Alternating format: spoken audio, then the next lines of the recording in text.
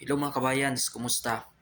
So si kabayan, nag-comment siya sa previous video ko regarding doon sa content ko sa mga huruf kasi binahagi ko doon yung nalaman ko during pumunta ako doon sa Polo. By the way, kung bago ka pa dito sa TikTok account ko, ako pala si Ralph Kevin Bautista, isang OFW dito sa Saudi Arabia at 3 buwan nang nakatenga o 3 buwan nang standby sa Saudi dahil nung May pa natapos ang aking kontrata. Ibig sabihin, 3 buwan na rin akong walang sweldo dahil walang trabaho.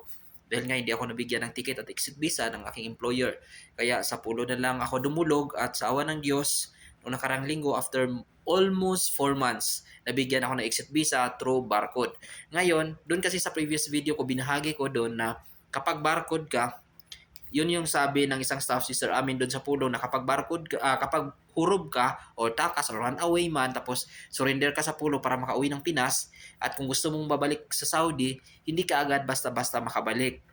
Makauwi ka ng Pinas dahil hurog ka pero maghintay ka na naman ng 6 years pa sa ka makabalik sa Saudi at magkapagbayad ka pa ng 10,000 SAR. Yun yung sabi ni Sir Amin ha. Makapagbayad ka ng 10,000 SAR sa iyong pagbalik doon sa Saudi Embassy sa Maynila. So by the way, itong comment ni Kabayan, paano naman kung hindi ka hurog, nag-apply ka lang ng barcode? Kasi sa mga hindi nakaalam, ano pala yung barcode sa hurog? Yung sa barcode pala is, halimbawa, di ka nabigyan ng exit visa ng iyong employer or ticket din, pwede kang humingi ng tulong sa Pulo. Yung Pulo ang mag-a-action, pero siyempre medyo mahabang proseso or matagalan pa yan kasi sila ipa-follow up muna yung employer na kailangan mo ng employer ang kikilos na magpo-provide ng exit visa. Pero kung wala talaga, doon ka na mag-apply ng barcode. At si Polo, sila yung mag-asikaso para magkaroon ka ng exit visa. So, paano naman daw yung sa barcode? Tapos, uwi ng Pilipinas. Makapag ano pa ba daw? Makabalik ba agad daw sa Saudi? Ang sagot dyan is yes. Binigyan ako ng assurance ni Sir Amin nung punta ako ng Polo dahil barcode ako, hindi ako rob. Kasi kapag hurog ka, yun nga sabi ko, 6 years ka pa sa makabalik Saudi. Pero kung barcode ka lang, ibig sabihin, yung Polo mismo nakasikaso yung exit visa, pag uwi mo ng Pinas at gusto mong bumalik dito Saudi, anytime pwede kang makabalik.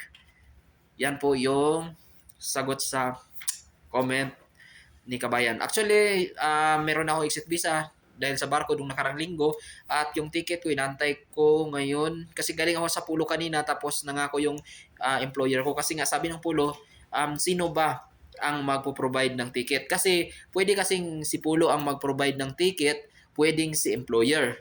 So ngayon, sinabi ko sa Pulo na tumawag kasi yung employer ko kasi nalaman nila na receive nila yung message na nagkaroon na ako ng exit visa. Nalaman lang, nagkaroon ako ng exit visa dahil sa barcode, dahil sa Polo.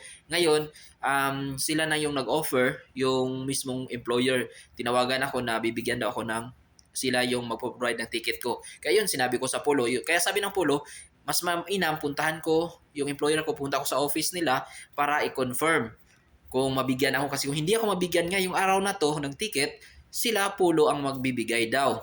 Kaya ngayon, pumunta ako doon direct sa employer office and then nangako sila ngayong alas 3:30, alauna pa ngayon, alas 3:30, mamayang hapon, i-message lang nila ako sa WhatsApp, i-send yung ticket at bibigyan daw nila ako.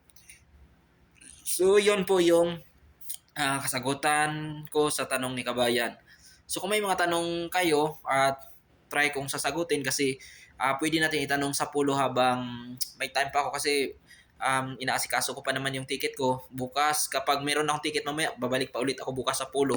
So, lagi kasi sa loob ng 3 buwan ko, halos mag 4 months ako dito. Sa isang linggo, 4 times ako pabalik-balik sa Pulo. Laging nagpa-follow up. Kaya, mag-apat na buwan din ako ng trabaho dito.